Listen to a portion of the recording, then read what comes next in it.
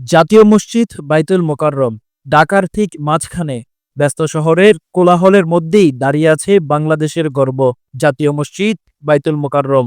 এই মসজিদ শুধু নামাজের জায়গা নয়, এটা যেন হাজারো মানুষের বিশ্বাস, ভালোবাসা আর অনুভূতির এক মিলনস্থল। প্রতিদিন এখানে ভিড় করেন নানা শ্রেণী পেশার মানুষ। মসজিদের ভিতরে দেখা যায় কেউ গভীর মনোযোগে নামাজ আদায় করছেন, কেউ সিজদায় মগ্ন, কেউ আবার দাঁড়িয়ে দোয়া করছেন নিজের মন খুলে। এই জায়গাটাতে এসে মানুষ যেন আল্লাহর আরো কাছাকাছি চলে যেতে পারেন।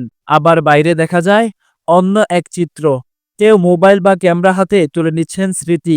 এই বিশাল মসজিদের সামনে দাঁড়িয়ে ছবি তুলছেন অনেকেই, কারো চোখে কৌতূহল, কারো চোখে ভালোবাসা। তারা যেন এই স্থাপনটাকে মনে গেঁথে নিতে চায় চিরদিনের জন্য।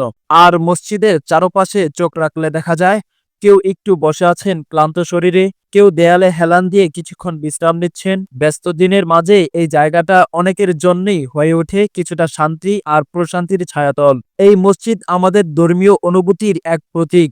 এখানে শুধু নামাজই হয় না, মানুষ আসে মন খুলে দোয়া করতে, কেউ আসে ইতিহাস দেখতে, আবার কেউ একটু চুপচাপ সময় কাটাতে। প্রতিদিন হাজারো মুখ, হাজারো কণ্ঠ আর হাজারো দৃষ্টি মিলে যায় এই মসজিদের চারপাশে। জাতীয় মসজিদ বাইতুল মোকাররম শুধু একটি স্থাপনা নয়, এটি আমাদের আত্মার জায়গা, একটি বিশ্বাস, একটি চেতনা। দিন হোক বা রাত হোক, ঈদ হোক বা যে কোনো সাধারণ দিন, এই মসজিদের চারপাশে দাঁড়ালেই এক অন্যরকম অনুভূতি কাজ করে।